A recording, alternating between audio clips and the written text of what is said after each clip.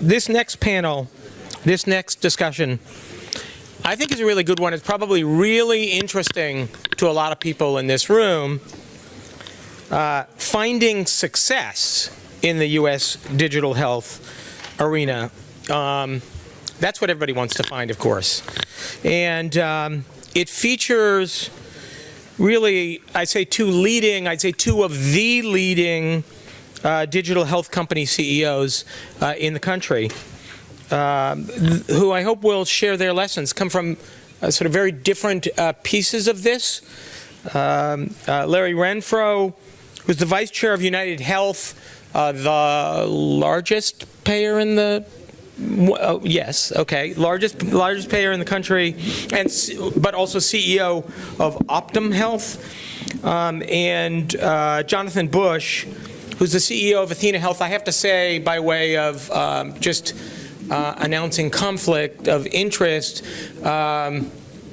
we at Beth Israel Deaconess work very closely with athenahealth in trying to figure out what to do next, and I can't think of a more innovative EHR company than athenahealth. And all of this discussion is led by Governor Charlie Baker, who is not only governor, but brings a wealth of understanding and experience and wisdom in healthcare in a way that I don't think any other state in the country has, and we're really lucky to have him. So, thank you. Thank you, Kevin. That was great.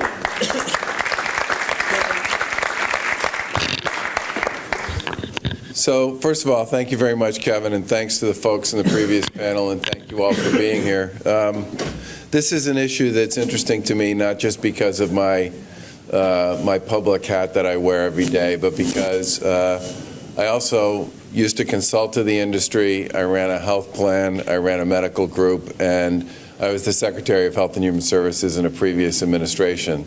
And I worked for a venture capital firm that invested. I've had a very checkered career in a lot of jobs, but most of them have been in and around the healthcare space. And for me, one of the things I think is most fundamental, kind of no matter where you sit at this point in time, is we have an aging population. There's going to be a tremendous amount of sort of disruption and foment going on in the space generally.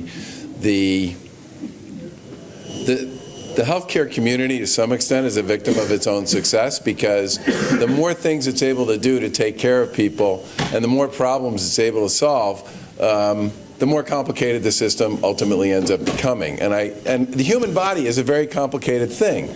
And when you talk to folks who've been working on enzymes for 10 years associated with cancer and trying to figure out how to create a pattern out of that enzyme so they can turn it into a biomarker, you get a sense for sometimes how difficult this can be.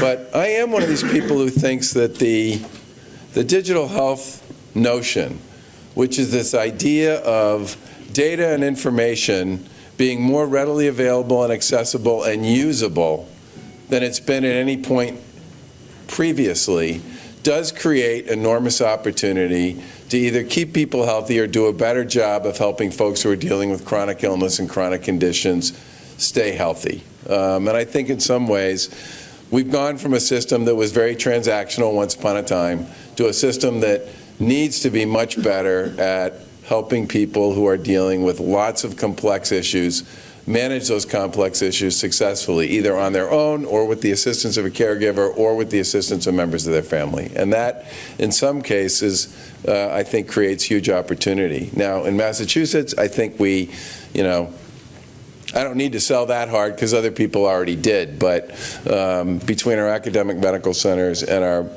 biotechnology infrastructure and our medical device infrastructure and our colleges and universities and our research institutions, anybody would be really hard-pressed to find that much intellectual capital in any one place that has the capacity to both talk about, think about, and answer some of these questions.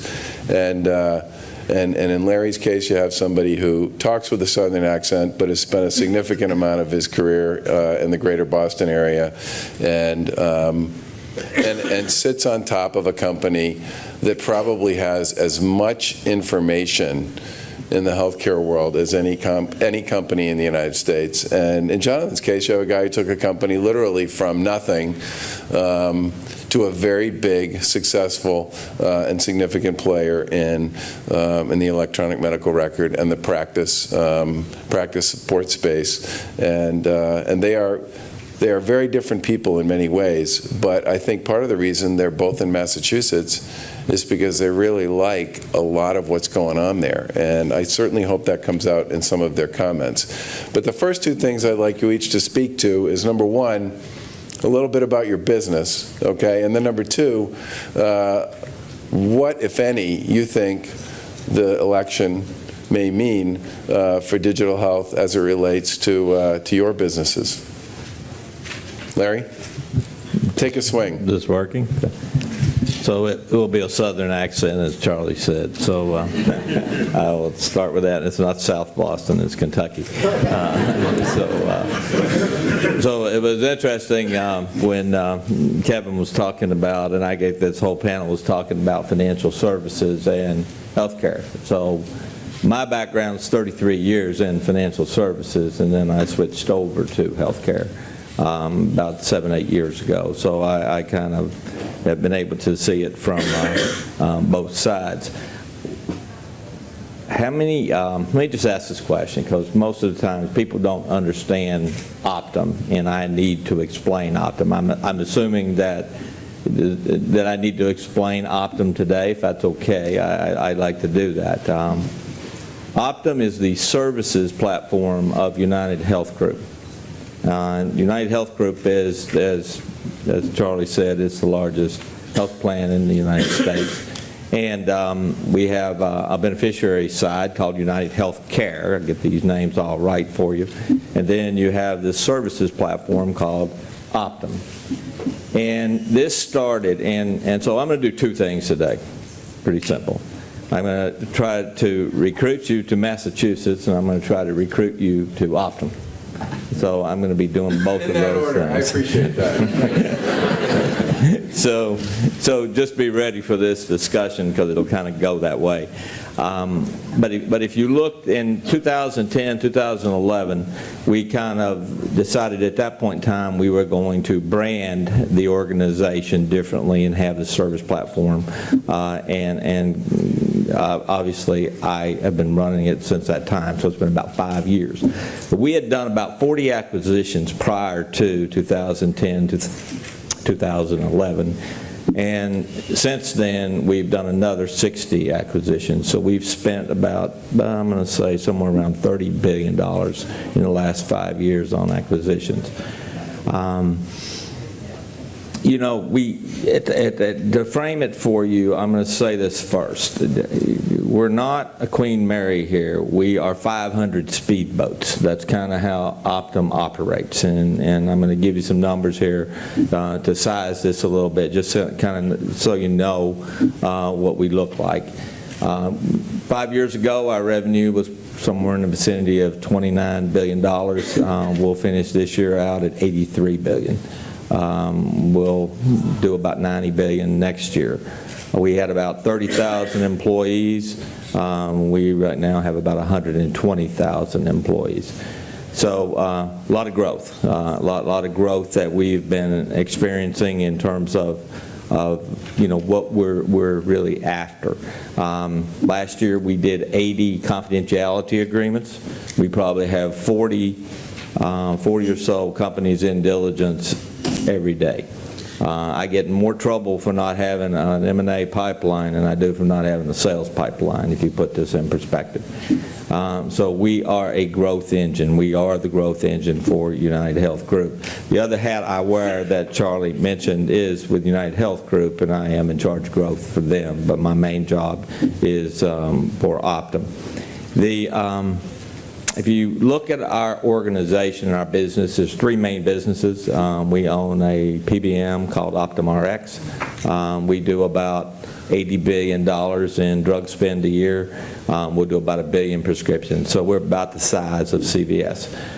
We have another business that we'll call our Optum Health business. That's Optum Care. We have about 20,000 physicians that we manage around the country. Most of them we are employed.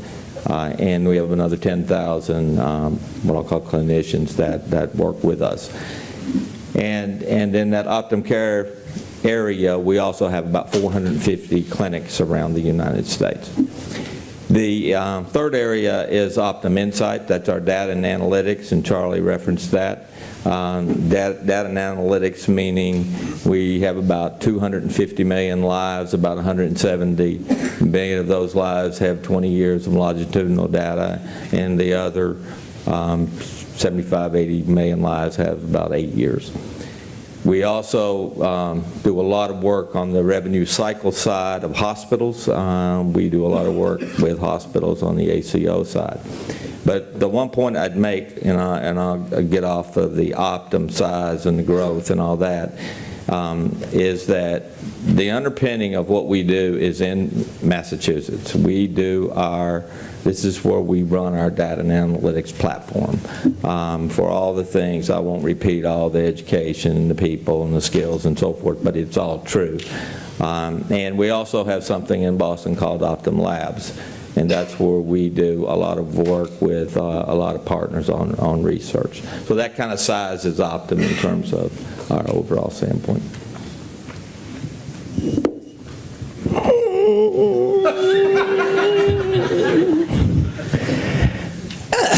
Hi. We're like one speedboat. So we have ambition. We would like to, you know how Jeff Bezos, everyone knows Jeff Bezos started Amazon?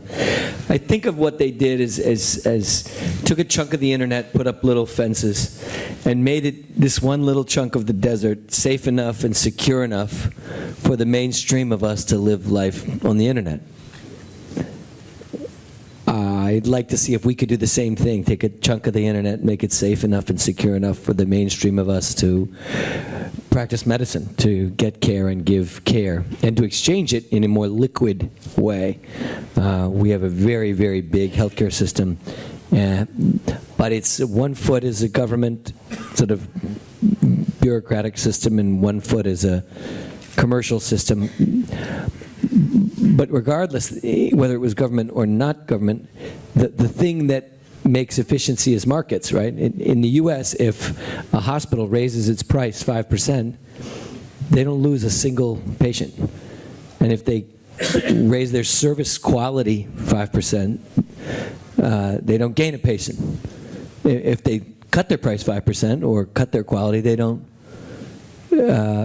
have consequential movements in share either. Maybe theoretically over time, if you kill people, there'll be a little bit of, maybe not, But you cannot believe how illiquid, and part of it is a huge information problem. So how do you get people into an information marketplace? You can say thou shalt and make a government mandate, which we have done 5 times in 5 different presidencies. The first one was called the CHIN, the Community Health Information Network. It was before the internet, and it was using the lottery telephone lines.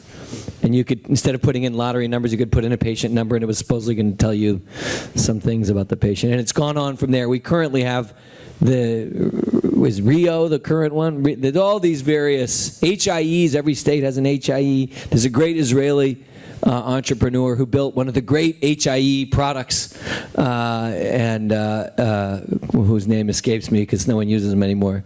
But you have one in Israel, which you actually do make everyone use, and they do, and it's cool. But in our country, we don't have that. We don't get together and say, screw it, let's do it. So there it is. How do you do it? How do you get, if you can't make everyone do it, how do you get that internet marketplace started?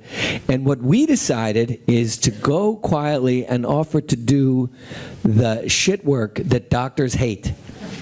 And you go to the clinic, there's a lot of weird forms and people going around in circles not treating patients. And in the U.S., it's worse. For every doctor, there's 4.5 workers chasing shit work around the office. So what we have been doing for almost 17 years, after failing for a couple of years as the Women's Health Clinic, is we do their medical billing, whether it's the government billing or the commercial billing or to the company billing or to the patient billing, and we have all of them. We've accumulated now 40 million reasons you can get not paid as a doctor in the U.S. There are probably more, but we're up to 40 million, and we pop little rules into the workflow. You can imagine with a browser, you can't do that, do this, you can't do that on a man. Although we're learning that you can do anything, it's okay now. But then we added medical records. Then we added patient communications. One of the things that is happening as a result of the Trump administration, it was going to happen anyway. There's no administration that could change this. Is the portion of healthcare that's going to be paid by the patient? The first couple $1,000s is going to increasingly be paid by the patient. And so the ability to communicate with patients and prepare them and tell them what's going to happen and why is increasingly valuable. And then the ability to coordinate care. So in these risk contracts and other new payment forms, there's this idea of somebody shopping for expensive care. So here you have in Israel really strong primary care doctors. Everybody has one. They listen to them. You can't get to the rest of the system unless the primary care doctor sends you. There's increasingly payment models like that coming around. Not exactly, but ideas. So then you need to connect the rest of the system. In Israel, the primary care says you can go for this mammogram, and then they say, good luck. They can't give you an appointment. We'd like to create a mechanism where as soon as you can go, your iPhone tells you the next 3 available slots. You mash the button, the mammogram knows everything about your chart. There's no clipboard. There's no who are you. So those are the core services that athenahealth has on athenahealth today. It's about 90,000 doctors. About 13% of all ambulatory non-hospital medicine in the United States this year will happen on this network. And it's architected as a platform, a series of microservices that we can use, other different teams on Athena can use to build and improve their products, but also other companies can use. So we have a marketplace. I think Kevin makes the point. Today, hospital CEO says, I don't want a thing that makes the right toe better. But in fact, healthcare is just a million little industries about the right toe. When I started Athena, there was a new subspecialty of cancer for just breast cancer. Today, there are 6 entire separate fellowships in Boston for different types of breast cancer. And every time you do the science a little more, we break it up and we make another subspecialty and then a sub-subspecialty out of that subspecialty. So in fact, what medicine needs is we don't need an EMR. We need, at least 60 markets for EMRs with multiple competing EMRs, right? The dermatologist does not want to see the same thing as the toe guy, right? Or the ENT. You can imagine what screens, what graphs, what other crowdsourcing of guidance do you want? What drugs might you use? What drugs might be legal and safe but not make sense? Everything is going to be different. And so what we've tried to do is make a platform where we'll make the best EMR we can, we'll make the best billing we can, but we want 100 better ones. And my dream is that 50 of them get built in Israel. You guys are amazing at inventing things. You have great technology. You suck at service. You're not nice. We have to earn your respect. Otherwise, So we'll do the service. We have a marketplace. We'll take your app, we'll get doctors using it, and then we'll sell it to all the other doctors. What's great about Massachusetts now, it has these big temples of medicine. How you come to the temple and, the right toe, we're not focused on the right toe. And you move in and you have meetings, you make advisory boards, you get a faculty person, and maybe you get to the top of the temple and they give you a pilot. And then 5 years later, maybe the pilot works or it doesn't work, and sometimes you have a king made. And it's amazing. It's a dangerous and complicated and political game. But also in Boston are all of those brilliant people looking for other places to work, looking for other things to be a part of. And also in Boston are Optum and Athena, which are a nexus point for medical groups and hospitals across the country and the world. So he's in multiple countries. I'm in every state and every specialty, little solo practices, all the way to 5 of the 10 largest medical group. My largest customer has 8,000 doctors, and my smallest customer does OBGYN after she drops the kids off at school and before she picks them up again. And they're all on the same instance of the same application. In every specialty, we're going to see 48 million different people during the year. So the ability to build out specialized technologies in companies that don't use too much capital up front and have them sold out is what excites me the most about the Boston market and where we are in the healthcare system. It doesn't matter whether it's Trump or Hillary or Bernie or everybody needs super cheap application layer that focuses, that catches up to where medicine is. I agree with Kevin that, you know, this idea, these EMRs of record, like Carl's, like, they're accounting systems, they're there. But what we need, what's missing, and what there's an appetite for, like you can't believe, is these more specialized, intelligent, cloud-based technologies. So, You got to push up the switch. better? Yes. So, very different approaches, very different organizations. And if we do it well enough, we So- can all sell to Larry. So one of my points would be, we have a lot He of... just needs to get some passion. You know? Yeah, I know. It's actually kind of early in the day for Jonathan. They wouldn't let my coffee, and I've had I no know, coffee. I I'm having a know, nervous exactly. breakdown. She's like, no coffee. It's please, no. We have a lot of... This is like the yin and the yang. This is either end of the variety we have in Massachusetts.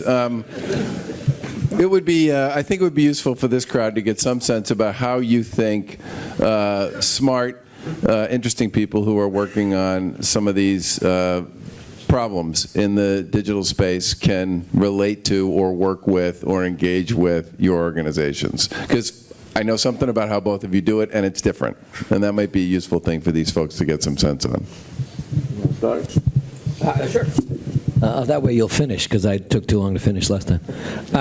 So what we look for, I mean, obviously we look for employees, but we look for, if you go to athenahealth.com/MDP, more disruption, please. We believe that all innovation comes from the bottom up. There's sometimes that people do a moonshot invention, and government people love moonshots because it can happen during their 4 to 8 years, and they can get credit for it. But really, innovation is, you know, you want a car, you imagine a car, but you get a skateboard, and then you put a handle on it, and, you know, then you get a little motor for the skateboard, and, you know, and then you get better wheels, and someday you're in a car. And so disruptive innovation, you start with little practices, maybe one little problem, the toe, you know, and then you figure out the whole foot and you move up. So we are interested in entrepreneurs who will come into that marketplace and either build technologies that connect into our platform. We have every field of the medical record, every stage of the billing process, every movement of the physician's mouse, keypad, every staff worker's work. We have all of that as a feed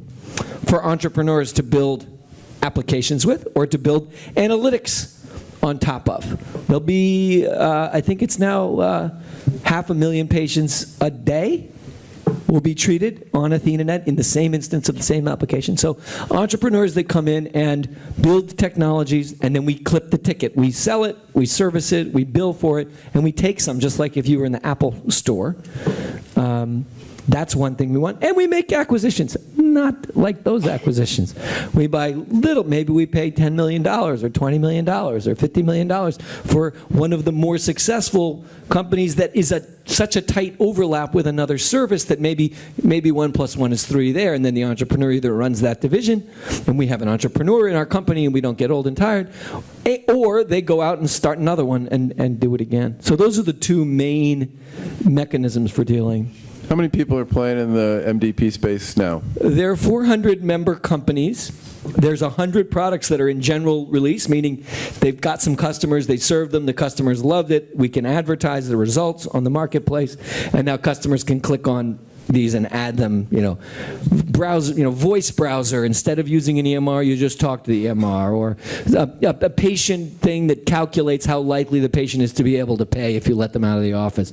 100 little tiny things like that. That's a really interesting way to proof point whether or not something you're working on is actually something that somebody in the real world practicing medicine would choose to use. I mean, it's a pretty interesting way to get in front of a lot of different providers of all shapes and sizes. Right. You don't want to fly over and go trapseling around the United States looking for someone to try your product. We'll find the person. We do want them to, however, to open an office. I mean, and rent a hotel. Yeah, sure.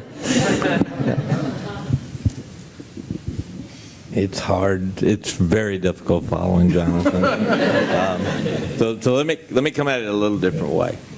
So everything that's been said about the education, the people, the business climate, all true in Massachusetts. I mean, I live there, and obviously we are across the United States. We're in the UK, we're in Brazil, and expanding globally. We look at it about a $1.2 trillion marketplace that Optum really goes after.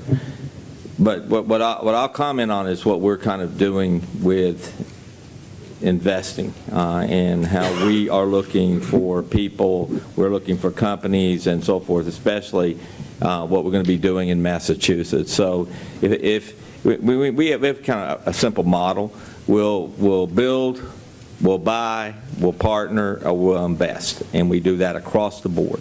And UnitedHealth Group probably will make somewhere around $14+ billion next year, and we have a very simple formula that a third of that goes to dividends, a third goes to stock buyback, and a third goes to M&A, and that happens every year. And all that M&A really pretty much comes straight to Optum, because that's where we've been doing most of our growth from. The additional areas that we concentrate on, technology innovation, we spend about $3 billion in addition on that. So if you kind of look where we focus, because I think a lot of people in the room will be interested in this, our sweet spot is about 100 to 300 million. That's the companies we're looking for. We're looking for the talent. And as I mentioned Optum Labs a few minutes ago, we have an Optum Labs in Boston. That's where we do a lot of this recruiting and so forth. We have an Optum Labs in the UK. We have one in Brazil. And after being over here a few days, I could see the potential of having an Optum Labs here as well. But I guess what I would say in terms of investing in the Boston area, one thing that we're about to do is to open up our ventures fund, an Optum Ventures Fund, for A and B rounds, probably a $5 to $10 million investment, probably an annual portfolio of about $50 to $100 million. So we plan on really focusing on the Boston area, Massachusetts, as a key area for attracting people, companies, and so forth that could tie in with us. So I'd add, we have a similar strategy in this regard. We also, in more disruption, please, you can sit with us, and we have a space. We make angel investments, get you customers. And I think there is a real value. I mean, obviously, it's nice because you can do work and build products in Israel, but the Boston market is unique in the United States just as an ecosystem for healthcare talent. So in the Bay Area, you have a lot of internet engineering technology ability, very, very short problem-solving attention span. So not a lot of people who will stick with a thorny problem that has a lot of ethical boundaries or scientific boundaries for a long time. Boston, the average length of a project, building a drug or building a surgery or building taking on a disease, it's 30 years. These are the people who work on the genome, who build new drug compounds. It's a long and painful cycle time working with animals and at the cellular level. So when you show up and say, I have a project that will only take 7 years, like, oh man, that's sexy. That's quick. And so as a place to hire talent and to build a U.S., as you start to succeed to build a U.S. operation, you get these doctors, the big hospital systems, we use less and less acute care beds every day. all those big acute care systems that everyone used to hope to someday be able to work at are kind of contracting. The big mainstream drug companies contracting. So you've got a huge amount of talent looking to switch to something digital, and they're all in Boston. So that would be the only thing I'd add. We've got a few minutes left here. I'd be interested to know if we got some questions from the audience for these guys. Yeah, up at the back. Hi, my name is Ori Karev, and I'm from a company called Medaware, but I do know the other side of the panel as well because I used to be at United. The question that I have is Israelis have a catch-22. And the catch-22, especially in the healthcare business, is whether or not we should show or demonstrate revenues before we approach people like Optum or like UnitedHealth. Or is it sufficient for us to come up with a product that we think is amazing and then approach you guys and say, help us out? We're on the latter. You can have a product that's amazing. You have to integrate it, and you have to, if we give you a customer, you got to serve the customer for free until it works. And then you figure out your pricing and packaging, and we'll take it to market. I think our change that we're about to embark on is early stage. So we would definitely be willing to take a look at it to see how it might fit. The thing with us that you already know, obviously, is we can scale it very fast, which means it'll either work or we'll break it. So we're willing to do that. And I think that we also may have resources across the firm that we're able to help in terms of building it out. So. Yeah. I'm an executive recruiter and governor. We have recruited some people in Boston, so you should be pleased. My question is this. In the digital health area, we're always coming up with the issue of we find candidates who are old school and you have candidates who are new school. And I wonder what the gentleman, we're looking for someone to head up the U.S. subsidiary of an Israeli digital health company. Can we teach an old dog new tricks? Can we take someone from the old school medical device world and put them into the digital space, or are we talking about different people? Well, Jonathan can talk about it from the old standpoint, and I'll talk about it. So from the old standpoint, I think the key, right, is, somebody who's doing a lot of medicine for a long time, in a way, can be a whisperer, can explain, the benefit of a highly specialized, targeted product to a group of people who aren't used to seeing it. I think the key, though, is you have to have really good engineering, right? And so as long as as long as he was like the great granddaddy of the kid who started 8200, one element of the business has to be a pretty agile technology capability. And then it could be that the visionary or the customer facing person, or the what we say the job to do person, the person who actually says what actual job is being done in the world if this product is working. That could be any age or stage. I would say we balance it. We just opened a new Boston office where it's really geared toward attracting all the data scientists, the technologists, and so forth in the Boston area. So obviously from all the schools and so forth, and it's very unique. It's a pod approach. It's a new way of really going about developing software or doing our data and our analytics. But we kind of sprinkle that in with good seasoned executives so that you're kind of balancing the whole programs out. So I'm like with Jonathan, you can kind of play that both ways. We're about to get yanked, but I do want to say thank you very much to Jonathan and Larry, both for participating and being here.